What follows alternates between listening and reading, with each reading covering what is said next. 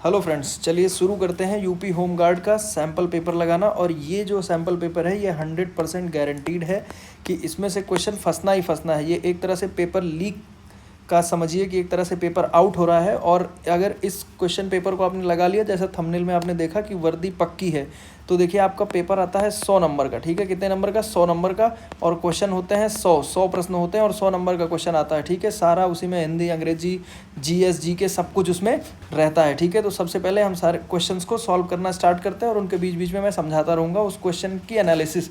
तो जो इंपॉर्टेंट है इसमें वो है एनालिसिस। अगर आपने एनालिसिस को पकड़ दिया और इस पेपर की सारी बातें आपने एक कॉपी पेन लेकर के नोट कर ली, तो आपका वर्दी की गारंटी है, वर्दी पक्की हो जाएगी। तो चलिए क्वेश्चन शुरू करते हैं। सबसे पहला, दुनिया में पाया जाने वाला सबसे लंबा सांप। तो सबसे लंबा सांप सबको पता होगा, एनाकोंडा है भाई। ठीक है, ये सबको पता होगा कि सबसे बड़ा जो सांप पाया जाता है दुनिया में वो क्या है?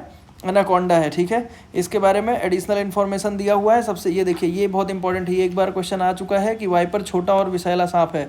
ये क्वेश्चन एक बार आ चुका है, आप लोग नोट कर लीजिएगा। ठीक है, उसके बाद दूसरे क्वेश्चन में चलते हैं। नवंबर 2025 में तीसरा अंतर्राष्ट्रीय आयुर्वेद सम्मेलन कहाँ आयोजित किया गया था? ठीक है, तो अभी नवंबर देखिए हाल ही में गुजरा हुआ है, नवंबर 225। तो ऐसे क्वेश्चन आने की संभावनाएं बहुत ज़्यादा बढ़ जाती हैं आपके पेपर में। ठीक है, तो ये कहाँ पे हुआ था? ब्राज़ील में हुआ था। बोलो भाई। ठीक है, ब्राज़ील में हुआ था। तो उत्तर इसका सही है नंबर सी। ठीक है, और तीसरा जो सम्मेलन हुआ था वो 14 से 15 नवंबर 2025 को हुआ था। ठीक है, कहाँ पे हुआ था? ब्राज़ील में हुआ था। ठीक, इसके उद्घाटन में भारत के राजदूत कौन गए थे? यहाँ दिनेश भाटिया जी गए थे। तो ये भी बहुत इंपॉर्टेंट है कि दिनेश भाटिया जी का नाम आप याद रखिएगा, ये गए थे वहाँ पर।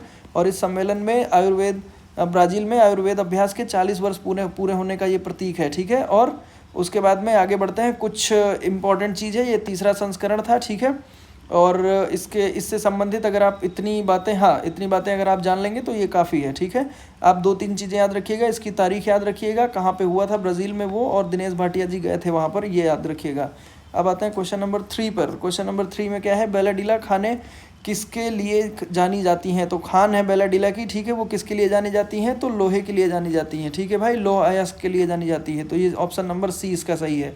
तो यहाँ पर देखिए, ये खान कहाँ पर है? इस खान के बारे में हमने पढ़ लिया। तो ये सबसे पहला प्रश्न बनता है कहाँ पर है। तो आपके क्वेश्चन पेपर में आ सकता है कि बेलाडीला की खाने कहाँ पर हैं। तो कहाँ पर है भैया? छत्तीसगढ़ में स्थित है। कहाँ पर स्थित है? छत्तीसगढ़ में स्थित है। ठीक है, और ये लोहे के जो है भंडार के लिए जानी जाती है। बोलो भाई। ठीक है, ये खान लोहे अयस्क में सबसे बड़े उत्पादकों में से एक है। ये सब तो चलिए जानकारी के लिए होता है। ठीक है, और इससे निकाली गई जो गुणवत्ता होती है लोहे की, वो बहुत उच्च स्तर की होती है। ठीक है भाई, और उसके बाद में 1-2-3 चीज़ें और आपको जानने वाली बातें हैं। जैसे देखिए, ये खाने जो है महत्वपूर्ण है क्योंकि यहाँ लौह के लगभग 65 से 68% लौह सामग्री जो है यहाँ से मिलती है। ठीक है, तो ये बहुत हाई क्वालिटी का जो है, अच्छी क्वालिटी का लोहा यहाँ पर पाया जाता है, इसलिए ये बहुत ज़्यादा इंपॉर्टेंट है। बोलो भाई, इतनी बात समझ में आ गई? ठीक है, अब अगर बात करें सोना, तो सोना जो है वो बेलाडीला में नहीं पाया जाता है। ठीक है, और उसके बाद में अगर बात करें हीरा की, तो हीरा का जो खनन है वो मध्य प्रदेश और पन्ना क्षेत्रों से जुड़ा हुआ है, ना कि बेलाडीला से। ठीक है, बेलाडीला में क्या पाया जाता है? लोहा पाया जाता है। तो ये ध्यान रखिएगा आप लोग।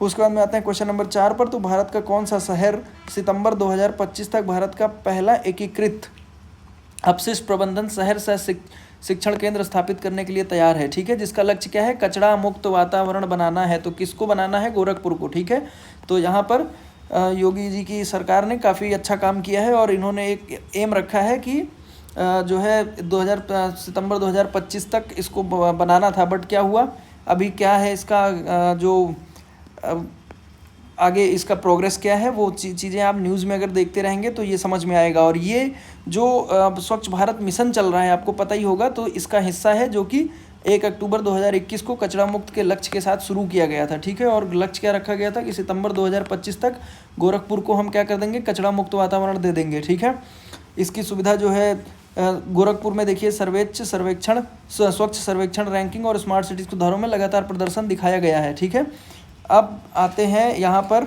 यह केंद्र अन्य शहरों और राज्यों की शहरी स्वच्छता कर्मचारियों के प्रशिक्षण में भी समर्थन करेगा। ठीक है, मतलब बाकी जो शहरी स्वच्छता के कर्मचारी हैं उनकी भी प्रशिक्षण यहाँ पर होगी।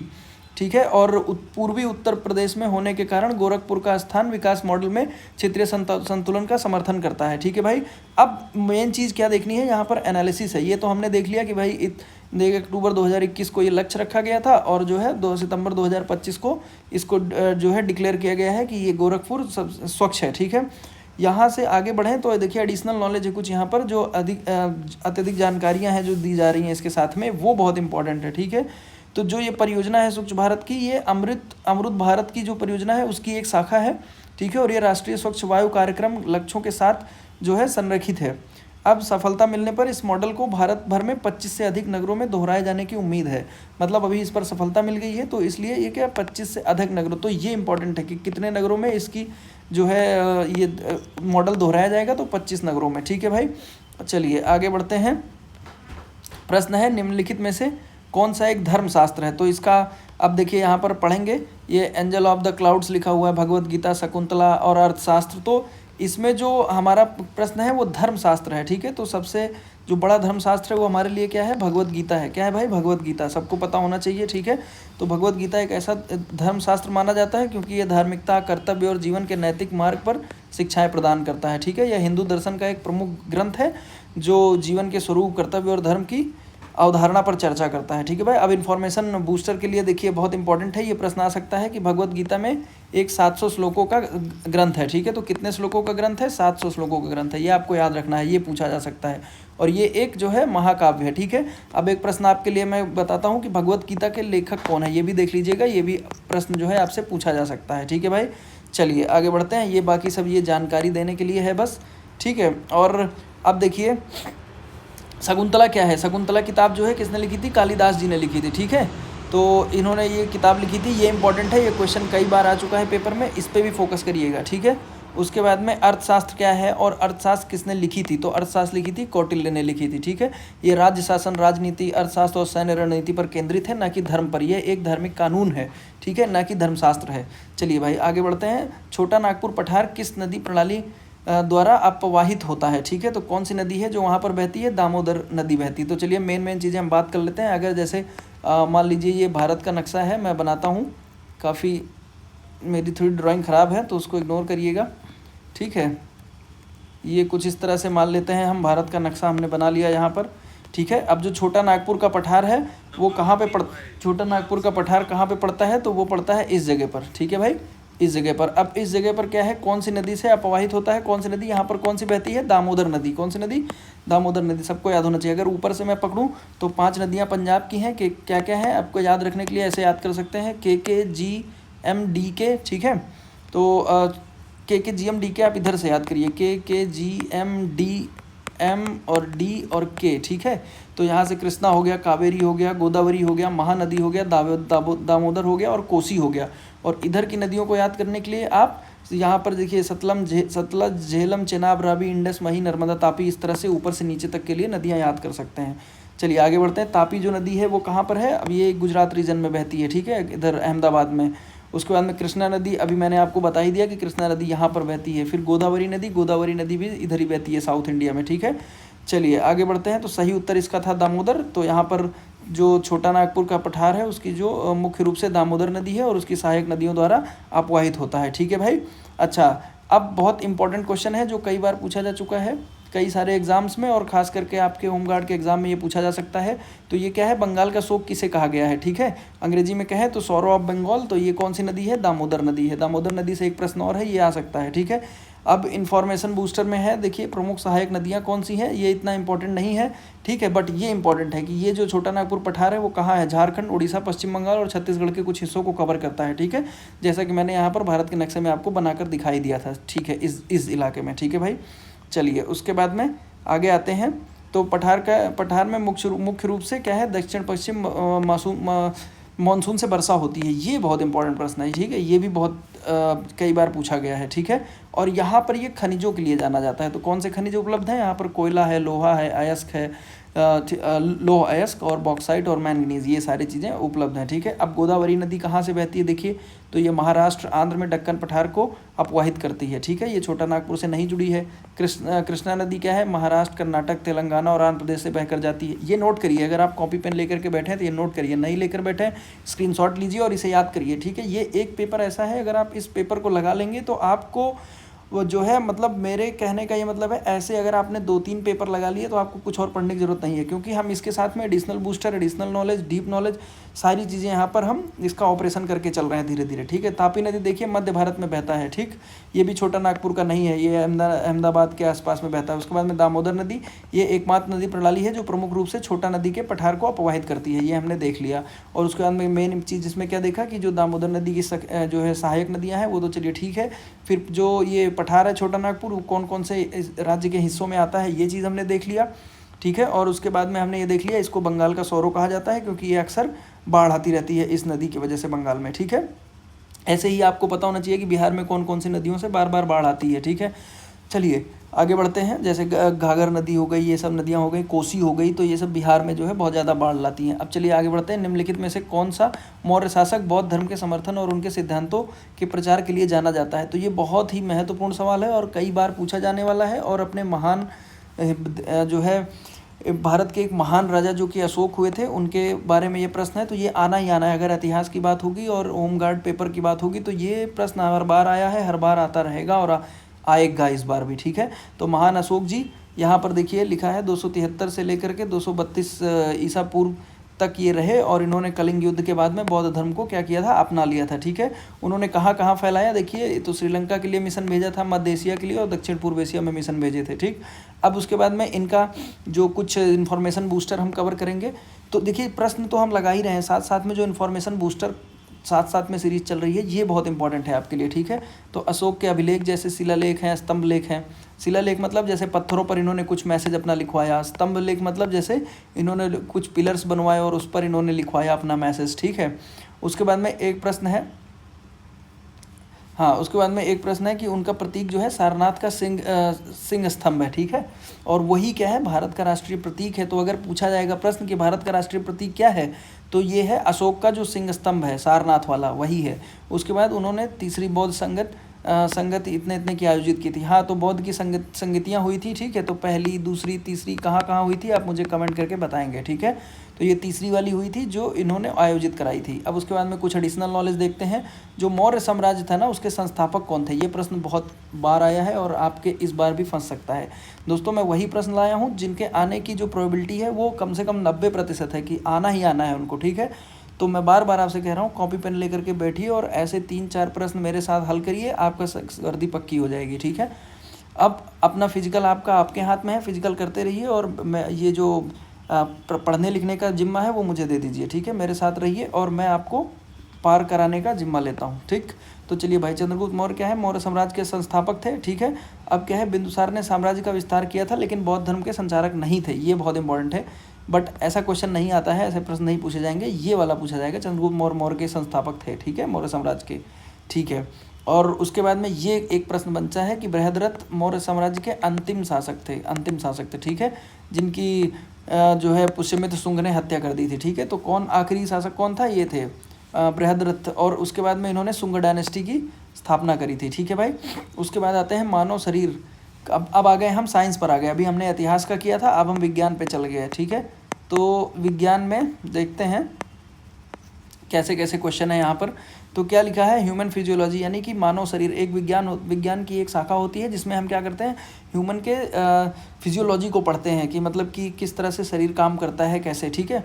कि प्रमुख जो है प्रणालियाँ हैं, तो रक्त किस अंग प्रणाली से संबंधित है, ठीक है। तो कौन से प्रणाली से संबंधित है, देखिए यहाँ पर ऑप्शन सी इसका सही है, ठीक है, परिसंचरण प्रणाली से, ठीक है भाई। अब देखिए बहुत इंपॉर्टेंट चीज़ें हैं इसमें, यहाँ पर जो वयस्कों में रक्त की मात्रा होती है वो 5 से 6 लीटर होती है, ऐसा प्रश्न आने की उम्मीद है, ठीक है। और जो प्लाज्मा होता है वो रक्त का 55% हिस्सा होता है, ठीक है।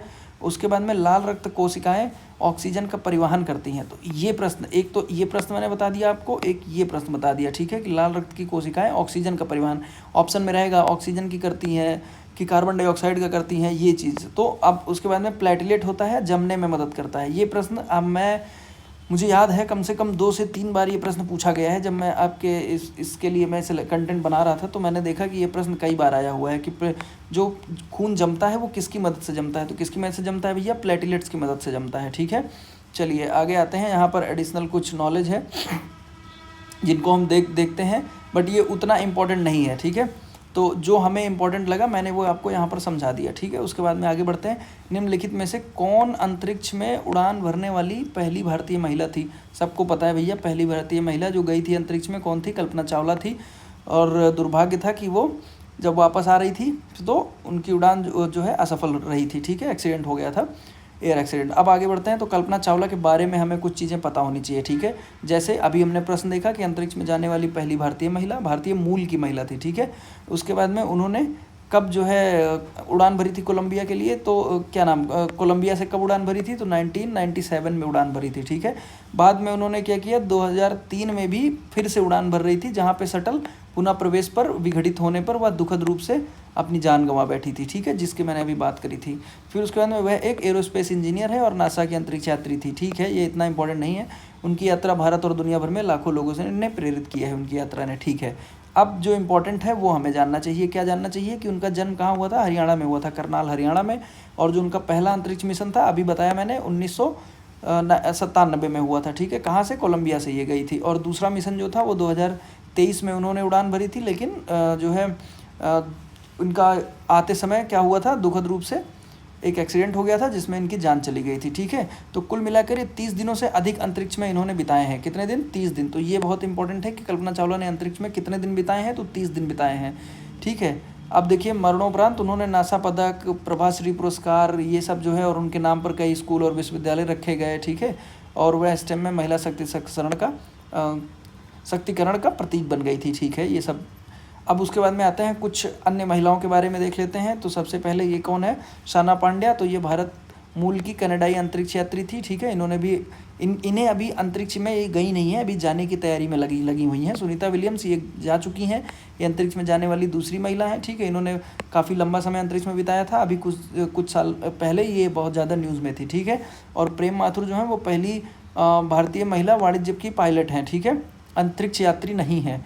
चलिए आगे बढ़ते हैं। क्या है? निम्नलिखित नेताओं में से किसने 13 दिसंबर 1947 को संविधान सभा में उद्देश्य संकल्प प्रस्तुत किया था? तो किसने प्रस्तुत किया था भैया? जवाहरलाल नेहरू ने प्रस्तुत किया था। सबको पता होगा, सबने ये बात पढ़ी होगी, ठीक है।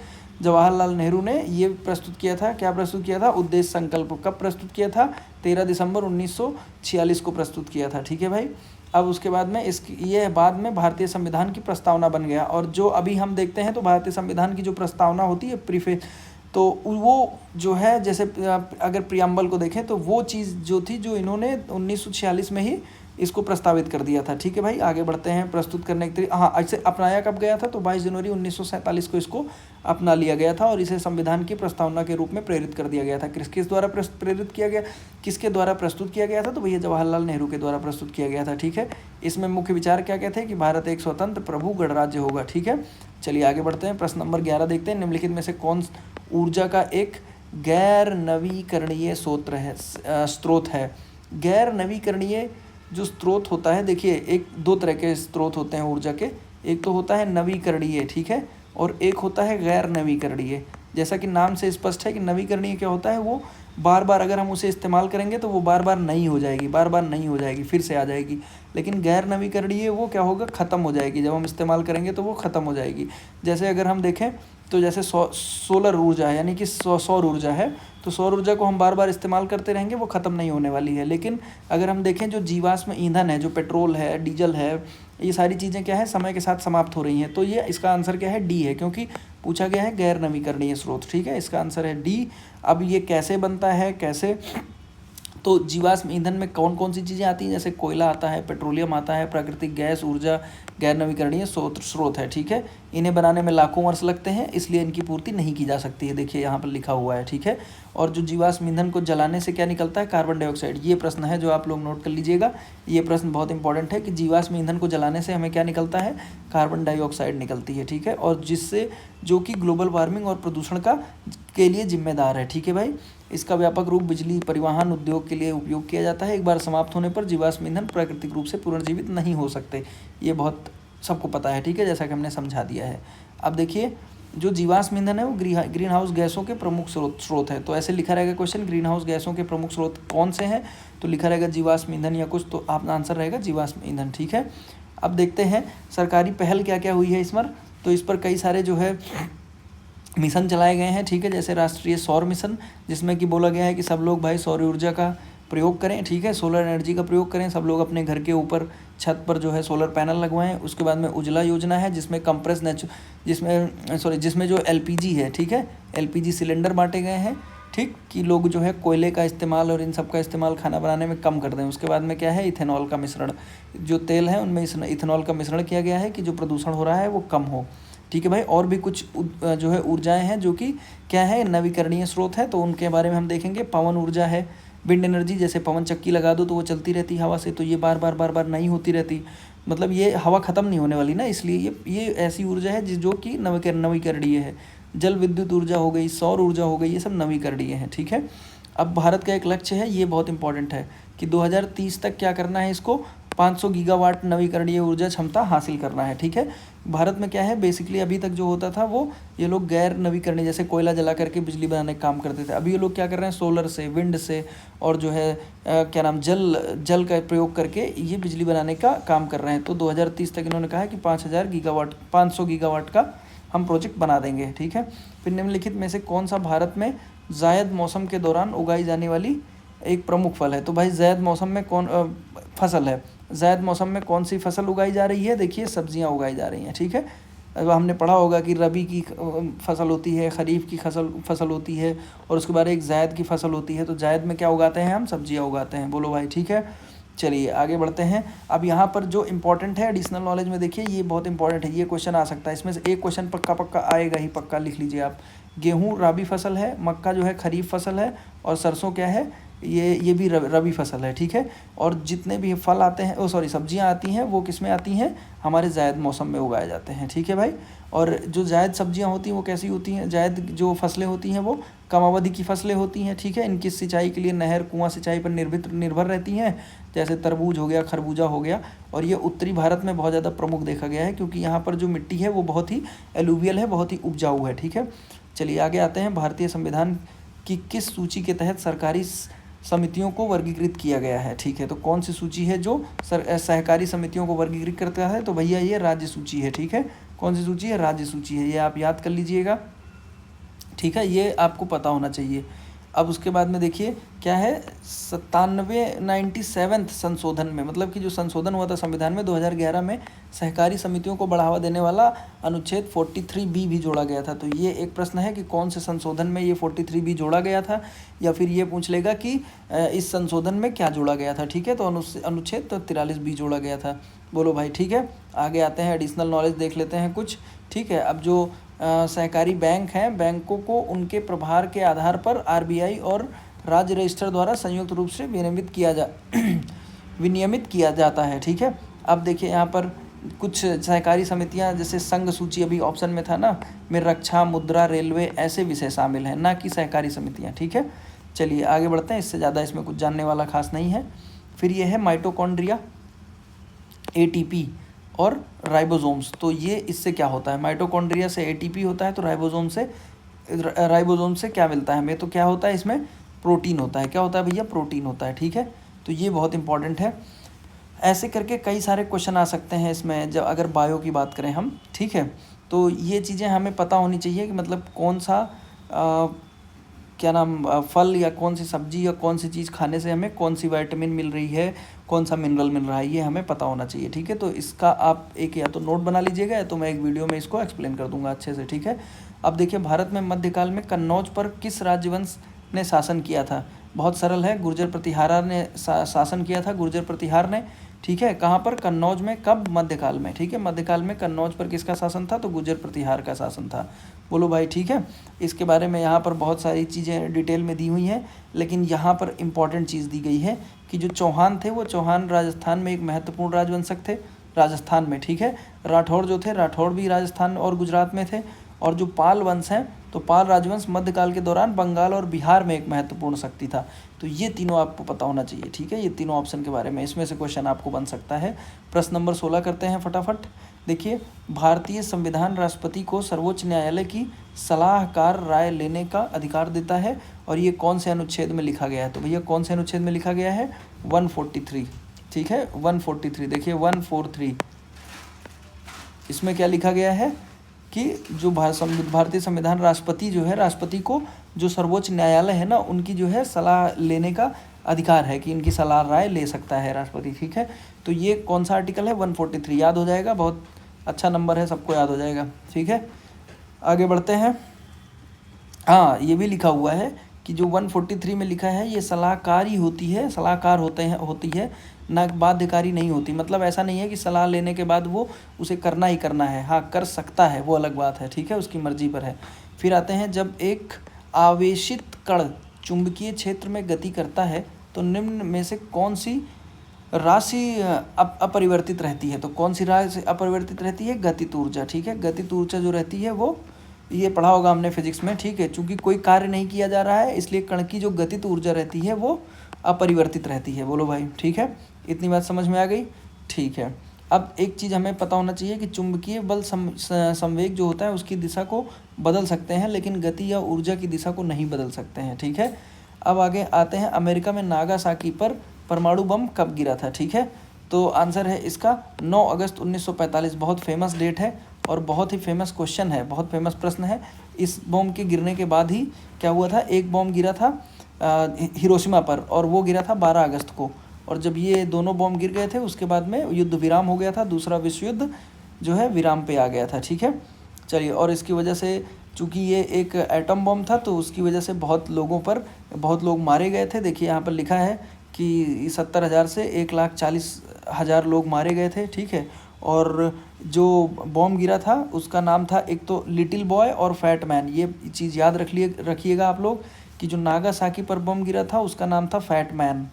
ठीक है, फैट मैन। और जो हिरोशिमा पर गिरा था उसका नाम था लिटिल बॉय। ठीक है, तो आप लोग ऐसे याद कर सकते हैं कि जो हिरोशिमा था वो लिटिल बॉय था, लिटिल बॉय, और जो नागासाकी पर था वो क्या था? Fat man, fat man. ठीक है, तो आप ऐसे कनेक्ट कर सकते हैं, नागा का एन और फैट मैन का एन। ठीक है, ऐसे करके कनेक्ट कर लीजिए और हिरोशिमा का ऑटोमेटिक आपको याद हो जाएगा कि लिटिल बॉय था। ठीक है भाई, चलिए, ये दो नाम बहुत महत्वपूर्ण है, इनसे क्वेश्चन पूछने की संभावना बहुत ज़्यादा है इस बार। भारतीय संविधान के निम्नलिखित में से किस अनुच्छेद में वित्त विधेयक यानी कि फाइनेंस बिल का उल्लेख है कि हमें जो है फाइनेंस बिल प्रस्तुत करना है? तो इसका जो देखिए ऑप्शन सी है, अनुच्छेद 110 में है। ठीक है, कौन से में? अनुच्छेद 110 में। ठीक है, अब कुछ अनुच्छेद हैं जो बहुत इंपॉर्टेंट हैं, जैसे कि अभी हमने 143 पढ़ा था, उसके बाद 145, 112, 110, तो इसका आप स्क्रीनशॉट ले सकते हैं। ये सब बजट से लगभग जो है रिलेटेड हैं। ठीक है, सब संबंधित हैं। तो 112 में क्या है? केंद्रीय बजट से संबंधित है। ठीक है, 110 जो है वो वित्त विधेयक है। उसके बाद में 134 का है, ये आपराधिक मामलों के लिए है, आपराधिक मामलों में अपील करने वाला है। ठीक है, उसके बाद 145 जो है ये सर्वोच्च न्यायालय की प्रक्रिया से जो है संबंधित है। तो ये दोनों जो हैं 110 और 112 ये बजट से संबंधित है, मतलब कि वित्तीय मुद्दे हैं। अब आते हैं सामवेद। भैया कितने वेद होते हैं? 4 वेद होते हैं। ठीक है, ऋग्वेद होता है, यजुर्वेद होता है, सामवेद होता है और अर्थवेद होता है। ठीक है, तो अब इन सारे वेदों में क्या है? सामवेद को भारतीय के प्राथमिक स्रोतों में से एक माना गया है। तो किसके स्रोत का माना गया है एक? तो ये भैया संगीत और कला का स्रोत है। ठीक है, सामवेद, देखिए सा से सामवेद और सा से संगीत आप याद कर सकते हैं। ठीक है, तो सामवेद में क्या है? संगीत और कला है। इसमें मधुर मंत्र है जाप करने के लिए। जैसे कि देखा होगा जब पूजा वगैरह होता है तो जो मंत्र का उच्चारण का तरीका है वो सारी चीज़ें दी गई हैं सामवेद में। ठीक, किस मंत्र को किस तरह से उच्चारित करना है। ठीक है, और इसको गद्य के बजाय संगीत में प्रतिपादन और जोर देने के कारण इसे धुनों का वेद कहा जाता है। तो क्वेश्चन पूछा जाएगा धुनों का वेद किसे कहा जाता है? तो ये एक इम्पॉर्टेंट प्रश्न है। तो धुनों का वेद किसे कहा जाता है? सामवेद को कहा जाता है। ठीक है, इन्फॉर्मेशन 4 वेद हैं, देखिए लिखा हुआ है, मैंने बता ही दिया, ऋग्वेद, यजुर्वेद, सामवेद और अर्थवेद। ठीक है, और जो सामवेद हैं उसमें लगभग 1875 श्लोक हैं। अब आप लोग मुझे कमेंट बॉक्स में बताएंगे कि जो ऋग्वेद है इसमें कितने श्लोक हैं। ठीक है भाई, चलिए आगे बढ़ते हैं। हाँ, निम्नलिखित में से किस देश में फुटबॉल को नियंत्रित करने वाली अंतर्राष्ट्रीय महासंघ फीफा का मुख्यालय? फीफा का मुख्यालय भाई सबको पता होना चाहिए, स्विट्जरलैंड में है। ठीक, कहाँ पर है? स्विट्जरलैंड में है। ठीक है, यह फीफा विश्व कप जो 2026 की मेज़बानी कौन कर रहा है? यूएसए, कनाडा और मैक्सिको करेंगे। ठीक है, ये तीनों राष्ट्र पहली बार मिल करके ऐसा करने वाले हैं। ठीक है, तो ये बहुत इंपॉर्टेंट है चूँकि आपका एग्ज़ाम भी इसमें होने वाला है। ठीक है, क्या नाम 2026 में, तो ये प्रश्न जो है पूछे जाने की बहुत ज़्यादा संभावना है, ठीक है। और फीफा का जो आदर्श वाक्य है वो क्या है, मतलब इनका जो मोटो है वो क्या है, तो इनका जो मोटो है वो क्या है, खेल के लिए दुनिया के लिए, क्या है, खेल के लिए दुनिया के लिए। बोलो भाई, ठीक है, समझ में आ गई इतनी बात। अब हम कर रहे हैं प्रश्न 22वां। हम अभी इस सीरीज़ में 30 प्रश्न करने वाले हैं, ठीक है। इसके अगले के जो प्रश्न होंगे वो अगली वीडियो में करेंगे। ऐसे 3 वीडियो में इसका हम डीप एनालिसिस कर लेंगे, और ऐसी हम 2-3 वीडियो अगर कर लेंगे और आप इसका नोट्स बना करके अच्छे से पढ़ लेंगे, तो आपके लिए मैं बार बार बोल रहा हूँ, वर्दी पक्की है, बस अपना फिजिकल देखते रहिएगा, ठीक है। अरावली और विंध्य पर्वतमाला के बीच में कौन सा पठार स्थित है, ठीक है। तो आपको पता होना चाहिए। अब फिर से मुझे भारत बनाना पड़ेगा, भारत का नक्शा देखिए एक बार बनाते हैं, कोई नहीं, भारत का नक्शा तो कई बार बनाया जा सकता है, ठीक है। ऐसे ही मैंने बना दिया जल्दी में, ठीक है, इग्नोर करिएगा। अब देखिए अरावली और विंध्या, अरावली की पहाड़ियाँ यहाँ पर है, ठीक है, और विंध्यास की पहाड़ियाँ यहाँ पर है। विंध्यास की पहाड़ियाँ के नीचे हमें पता है कि मध्य प्रदेश शुरू हो जाता है, और अरावली की पहाड़ियाँ जो हैं वो राजस्थान में है। तो इस पर माउंट आबू स्थित है, सबको पता होना चाहिए। अरावली पर कौन सा हिल स्टेशन स्थित है, माउंट आबू। ये क्वेश्चन में पूछा जाएगा, ठीक है, ये पूछा गया प्रश्न है, इसलिए मैंने इस पर जोर दिया है। तो जो उत्तर है वो है मालवा। बोलो भाई, ठीक है। तो इसके बीच में जो प्लेट्यू है, जो पठार है, उसका क्या नाम है, मालवा प्लेट्यू। छोटा नागपुर हमने देख ही लिया। और जो दक्कन है, दक्कन ये देखिए साउथ में यहाँ पर है, ठीक है, दक्षिण में दक्कन है। तो इस तरह से मालवा प्लेट्यू जो है, मालवा जो पठार है वो इसका सही उत्तर है, ठीक है।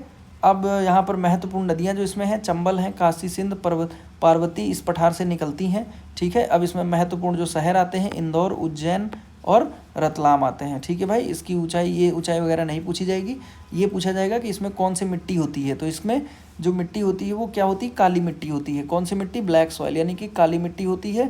और इसमें फसल कौन कौन सी हो सकती है, तो 2 फसलें हैं जो इसमें होती हैं, एक तो है कॉटन यानी कि कपास, और एक है सोयाबीन, ठीक है। तो कपास और सोया यहाँ से बहुत ज़्यादा पैदावार होती है काली मिट्टी में। अब दक्कन पठार मैंने आपको दिखाई दिया कहाँ पर है, छोटा नागपुर पठार हम पहले पढ़ ही चुके हैं। मेघालय का पठार कहाँ है, गारो खासी जयंतिया में स्थित है, ठीक है। ये गारो खासी जयंतिया यहाँ पर पड़ेगा, और इनके बीच में एक पठार है, और यहाँ पर बहुत ज़्यादा बारिश भी होती है, ठीक है। अब देखते हैं अरावली, ये बहुत इंपॉर्टेंट प्रश्न है कि अरावली पर्वतमाला जो है वो दुनिया की सबसे पुरानी जो है पर्वतों में से एक है। बोलो भाई, सबसे पुरानी पर्वतों में से एक है, ठीक है। तो ये इंपॉर्टेंट है, प्रश्न में दे देगा कि सबसे पुरानी पर्वत श्रृंखला कौन सी है, और आपको बताना होगा कि कौन सी है, ठीक है। तो किसे भारत के वृद्ध पितामह के रूप में जाना जाता है, जिन्होंने भारतीय आर्थिक राष्ट्रवाद को बढ़ाया, तो भैया कौन है, दादा भाई नौरोजी। दादा भाई नौरोजी ने एक किताब लिखी थी, ड्रेन ऑफ वेल्थ। उसमें उन्होंने बताया था कि जो ब्रिटिशर्स ने भारत का पैसा किस तरह से ले जा करके अपने यहाँ दबा लिया है, जमा कर लिया है, ठीक है। तो इसलिए दादा भाई नौरोजी को जो है क्या कहा जाता है, ग्रैंडफादर कहा जाता है, ग्रैंड ओल्ड मैन कहा जाता है, ठीक है, भारत का। चलिए आगे बढ़ते हैं। इसमें हाँ कुछ एडिशनल चीज़ें हैं, जैसे लाला लाजपत राय को क्या कहा जाता है, पंजाब केसरी। गोपाल कृष्ण गोखले को क्या कहा जाता है, उदारवादी नेता, या फिर सर्वेंट ऑफ इंडियन सोसाइटी की इन्होंने क्या करी थी, स्थापना करी थी। तो वो चीज़ हमें ध्यान रखनी है। फिर आता है सुरेंद्र नाथ बनर्जी, इन्होंने क्या जो है ये इंडियन नेशनल एसोसिएशन की स्थापना इन्होंने किया था, ठीक है। इतनी बात हमें समझनी चाहिए, इतनी बात हमें पता होनी चाहिए। तो ये भी आप नोट कर सकते हैं अपने नोट्स में। और इसमें से भी एक क्वेश्चन फंसने की संभावना है कि जितने हमारे स्वतंत्रता संग्राम के जो प्रमुख नेता थे, उन्होंने किस चीज़ की स्थापना करी थी और उनको किस नाम से जाना जाता है। जैसे सरदार वल्लभ भाई पटेल थे, तो उनको किस नाम से जाना जाता है, आयरन मैन यानी कि लौह पुरुष के नाम से जाना जाता है। तो ये सारे प्रश्न आने की बहुत ज़्यादा संभावना है। अब देखते हैं खाद्य प्रसंस्करण में उपयोग की जाने वाली निम्नलिखित प्रक्रियाओं में से कौन सी हानिकारक सूक्ष्म जीवों को मारती है। तो कौन सी मारती है भैया, पैस्चराइजेशन है, ठीक है। पैस्चराइजेशन हम क्या करते हैं, जैसे हम दूध लेकर के आए, ठीक है, मिल्क, और उसको फिर जो कंपनीज़ हैं, जैसे हम दूध लेकर के आते हैं पैकेट पाउच वाला, तो उसमें लिखा होता है पैस्चराइज मिल्क, ठीक है। उसको कंपनीज़ क्या करती हैं, एक तय टेम्परेचर तक उसको गर्म करती हैं, उसके बाद में उसको अचानक से ठंडा कर देती हैं। तो इस तरह से क्या होता है, उसमें जो अंदर उसके कीटाणु वगैरह होते हैं वो फटाफट हाई टेम्परेचर से मर जाते हैं, ठीक है। और इस तरह से दूध को हम जो है सेव कर लेते हैं, मतलब बचा लेते हैं काफ़ी लंबे समय चलने के लिए, ठीक है। तो किस तरह से क्या विधि है, देखिए विधि क्या है, 15 सेकंड के लिए 72 डिग्री सेल्सियस पर इसको गर्म करते हैं, ठीक है। चलिए अब इससे क्या होता है, इनकी सेल्फ लाइफ बढ़ जाती है, मतलब इनको हम कई दिनों तक स्टोर करके रख सकते हैं, ठीक। बोलो भाई। अब कुछ इंपॉर्टेंट चीज़ है, ये 2-3 चीज़ें इंपॉर्टेंट है, ठीक है। तो इनको आप ध्यान रख लीजिएगा, स्क्रीनशॉट लेकर के आप याद कर सकते हैं इसे। अब आता है निम्नलिखित में से कौन सा शहर ब्रह्मपुत्र नदी के तट पर स्थित है, बहुत इंपॉर्टेंट है। तो भैया कौन सा है, गुवाहाटी। ब्रह्मपुत्र नदी हमें पता है, आप सभी को पता होना चाहिए कि ये जो है ईस्टर्न साइड में बहती है, ठीक है, उधर तिब्बत प्लेट्यू से होते हुए और ईस्टर्न साइड में इंडिया के अंदर आ करके और इधर क्या नाम बंगाल में जा करके उधर से गिर जाती है। इस नदी को पद्मा नदी भी कहते हैं, ठीक है भाई, पद्मा नदी। तो ब्रह्मपुत्र लिखा हुआ है, तिब्बत से अरुणाचल प्रदेश की ओर फिर असम से होकर भारत में बहती है, देखिए यहाँ पर लिखा हुआ है। और इसके तट पर जो है सबसे बड़ा शहर गुवाहाटी है, गुवाहाटी है जो इसके सब तट पर स्थित है, ठीक है। चलिए आगे बढ़ते हैं। हाँ, कुछ यहाँ पर चीज़ें, जैसे कट्टक ब्रह्मपुत्र नदी पर नहीं बल्कि महानदी पर स्थित है, तो हमें ये याद होना चाहिए कट्टक महानदी पर स्थित है। पटना गंगा नदी के दक्षिण तट पर स्थित है। दिल्ली यमुना नदी के तट पर स्थित है। तो ऐसे नदी पर स्थित वाले जो एक शहर आएगा कि कौन से नदी के तट पर स्थित है, तो ऐसा एक क्वेश्चन जरूर आएगा, ठीक है। अब का देखते हैं प्रश्न नंबर 6, यहाँ पर है भारतीय रिजर्व बैंक द्वारा लीड बैंक योजना किस वर्ष में शुरू की गई थी। तो किस वर्ष में शुरू की गई थी भैया, एक ऐसे वित्तीय सवाल भी आएंगे, ठीक है। 1969 में शुरू करी थी लीड बैंक योजना, ठीक है, और जो कि भारतीय रिजर्व बैंक द्वारा 1969 में शुरू करी गई थी, ठीक है। चलिए, ये क्या है, बैंकिंग सेवाओं को ऋण देने के लिए है, बैंकिंग सेवाओं को ऋण देने के लिए है, बैंक इनसे ऋण लेती हैं, ठीक है। और इनका मुख्य उद्देश्य और क्या क्या था, ग्रामीण ऋण नियोजन और वित्तीय समावेश, ये सब, ठीक। तो 14 बैंकों को का राष्ट्रीयकरण भी इसी साल हुआ था, मतलब 1969 में भी 14 बैंकों को राष्ट्रीय स्तर पर इनको जो है मान्यता दे दी गई थी, ठीक है भाई। चलिए, कुछ समितियां हैं जिनसे पूछा जा सकता है कि इन समितियों को किस लिए क्या सुधार हुआ था, इनसे इनकी क्या क्या जो है वो थी, क्या नाम सिफारिशें थी। तो जैसे यहाँ पर है हिल्टन यंग कमीशन, तो ये इसमें आरबीआई की स्थापना की सिफारिश थी। नरसिम्हा कमेटी जो थी, इसमें बैंकिंग क्षेत्र में सुधार थी। नचिकेता की कमेटी थी, इसमें वित्तीय समावेश था। फिर उर्जित पटेल समिति, मौद्रिक नीति में सुधार था, ठीक है। अब आते हैं प्रश्न नंबर 27, किस भारतीय राजा ने 16वीं शताब्दी में एक चांदी का सिक्का जारी किया था और उसे रुपया नाम दिया था। देखिए 16वीं शताब्दी में किस राजा ने ऐसा किया था, तो देखते हैं किसने किया था भैया, शेर शाह सूरी ने। शेर शाह सूरी था बहुत मतलब कि आगे की सोच रखने वाला एक राजा था, जिसने 16वीं शताब्दी में ही क्या कर दिया था, चांदी का सिक्का जारी कर दिया था और उसका नाम क्या रख दिया था, रुपया। और आज तक वो रुपया चलता आ रहा है रुपया के नाम से, हालांकि चांदी के सिक्के तो नहीं रहे, ठीक है। अब उसके बाद में आते हैं, शेर शाह सूरी ने 16वीं शताब्दी में ये किया था। अब इसका वजन ये सब नहीं पूछा जाएगा, ये आधुनिक भारत रुपये का आधार बन गया है, ये इंपॉर्टेंट है, ये पता होना चाहिए हमें, ठीक है भाई। शेर शाह सूरी ने शासन 1540 से 45, ऐसे प्रश्न भी नहीं आते कि कब से 40 जो है किया। हाँ, ये जरूरी है कि किसने मुद्रा, भू स्वराज और प्रशासन में प्रमुख सुधार किए थे, तो किसने किए थे भैया, शेर शाह सूरी ने किए थे, ठीक है। अब मानकृत सिक्के जो थे, रुपया चांदी दाम तांबा का था, मोहर सोने की होती थी, ठीक है भाई। अब उसके बाद में आते हैं प्रश्न नंबर 28 पर, क्या है, ऐतिहासिक सीढ़ीदार कुआं यानी कि बावड़ी, जो कि गुजरात और राजस्थान में बहुत ज़्यादा देखा जाता है, अग्रसेन की बावड़ी निम्नलिखित में से किस स्थान पर स्थित है। तो भैया ये कहाँ स्थित है, दिल्ली में स्थित है। अब ऐसा इसलिए पूछा गया है क्योंकि जो गुजरात और राजस्थान रीजन है वहाँ पर बावड़ी होना आम बात है, लेकिन दिल्ली में बावड़ी होना, तो दिल्ली में ये अलग मतलब बावड़ी है, तो इसलिए ये बहुत ज़्यादा इम्पॉर्टेंट बन गई है। तो जो क्वेश्चंस आएंगे इस तरह के वो ऐसे ही आएंगे, जैसे मान लीजिए कहीं पर जैसे किसी विदेश में, अगर भारत की बात करें तो भारत में बहुत सारे मंदिर हैं, बट अगर किसी विदेश में कोई बड़ा मंदिर बन गया तो वो क्या है, एक अनोखी बात हो जाती है, तो वैसे प्रश्न आते हैं पेपर में, ठीक है। तो इस तरह से हमें याद रखना चाहिए कि भैया अग्रसेन की जो बावड़ी है वो कहाँ पर है, दिल्ली में है, ठीक है। चलिए आगे बढ़ते हैं। और ये 60 मीटर लंबा, ये सब नहीं पूछा जाता है कहीं, बट ये याद होना चाहिए कि जो है ये 14वीं शताब्दी में इसका पुनः निर्माण हुआ था, ठीक है। चलिए आगे बढ़ते हैं। और प्रमुख विशेषताएं हैं, ये सब विशेषताएं नहीं पूछी जाएगी, बस कहाँ पर है ये बहुत इम्पॉर्टेंट है, ठीक है। अब देखिए यहाँ पर जो लाइन में बता रहा था वो यहाँ पर लिखी हुई है कि बावड़ियाँ जो हैं पारंपरिक रूप से राजस्थान, गुजरात, हरियाणा में पानी के भंडारण और समुदाय उपयोग के लिए बनाई जाती थी, ठीक है भाई, ठीक है। अब उसके बाद में 2 प्रश्न बचे हैं आखिरी के, फटाफट इनको निपटाते हैं। क्वेश्चन नंबर 23, तो तीसरे एंग्लो मराठा युद्ध में, ये एंग्लो होना चाहिए, मराठा युद्ध के बाद पेशवा को पेंशन देकर कहाँ भेज दिया गया था। तो भैया इस पेशवा के साथ बहुत बुरा हुआ था इसमें, जो ब्रिटिश गवर्नमेंट थी, उन्होंने क्या किया था, तीसरे एंग्लो मराठा के बाद कह दिया कि अब यहाँ पर पेशवा शासन बिल्कुल से ख़त्म हो गया है, और उन्हें कुछ छोटी मोटी पेंशन दे करके उनको कहाँ बिठा दिया था, बिठूर में बिठा दिया था। ठीक है, तो अब ऐसे ध्यान रखिए, जैसे मैंने बताया, इसलिए मैंने बिठा शब्द का इस्तेमाल किया कि उनको बिठा दिया था। तो कहाँ बिठा दिया था, बिठूर में बिठा दिया था। ठीक है, तो ऐसे आप याद कर सकते हो कि पेशवाओं को बिठूर में पेंशन दे के बिठा दिया था।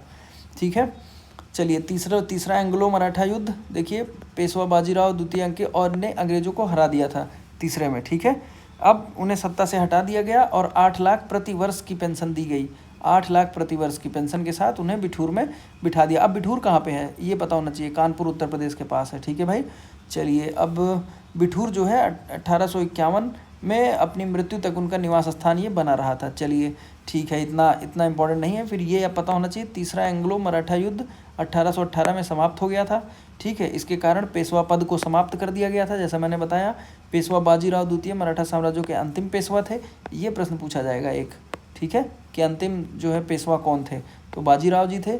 ठीक है, उसके बाद में बेसिन की संधि इन्हें मराठों, हाँ, जो कि 1802 में एक बेसिन की संधि हुई थी, उससे पहले ही मराठों को कमज़ोर हो गए थे वो। ठीक है, अब आते हैं लास्ट प्रश्न आज का, देखते हैं, बहुत इंपॉर्टेंट प्रश्न है और ये खेल जगत से संबंधित है। ठीक है, तो क्या है, दिग्गज खिलाड़ी मेजर ध्यानचंद के नाम पर रखा गया ध्यानचंद पुरस्कार खेलों के क्षेत्र एवं आजीवन योगदान के लिए दिया जाता है। ठीक है, अब उन्होंने निम्नलिखित में से किस खेल में भारत का प्रतिनिधित्व किया था। बहुत इंपॉर्टेंट है, सबको पता है कि मेजर ध्यानचंद जी ने कौन से गेम में थे, वो हॉकी गेम में थे। ठीक है, हॉकी गेम इंडियन टीम के वो कप्तान हुआ करते थे और वो बहुत अच्छे खिलाड़ी थे। ठीक है, जिनको हॉकी का जादूगर कहा जाता है। तो प्रश्न आएगा, हॉकी का जादूगर किसे कहा जाता है, तो मेजर ध्यानचंद। क्यों कहा जाता है, क्योंकि उन्होंने 3 ओलंपिक खेलों में भारत का प्रतिनिधित्व किया था। ठीक है, 1928 में, 1932 में और 1936 में। ठीक है, उनके असाधारण प्रदर्शन के साथ साथ भारत ने तीनों ओलंपिक में स्वर्ण पदक जीते थे, इसलिए उनको क्या कहा जाता है, हॉकी का जादूगर।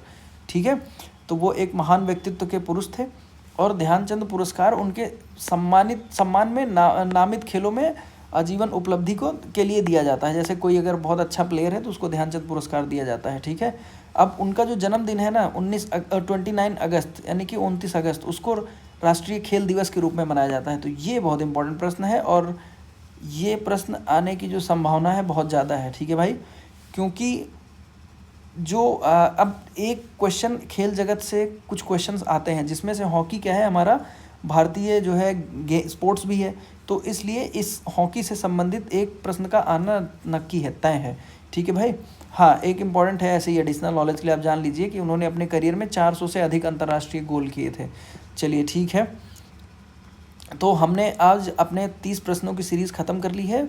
तो दोस्तों, ऐसे मेरे पास अभी बहुत सारे पेपर्स रखे हुए हैं, बहुत सारे स्टडी मटेरियल रखे हुए हैं, तो हम इस सीरीज़ को आगे कंटिन्यू रखेंगे। ठीक है, डिपेंड करेगा कि आप लोग कितना सहयोग देते हैं। आप लोग इसे पढ़िए और नोट्स अच्छे से बनाइए, और जो भाई इस वीडियो को नहीं देख पा रहे हैं उन तक ये वीडियो को पहुँचाइए, शेयर करिए। ठीक है, ताकि आपके साथ साथ अपने भाइयों को भी लेकर के आप वर्दी के साथ, चमकते सितारों के साथ वापस आइए। ठीक है, जय Hind, thank you for watching.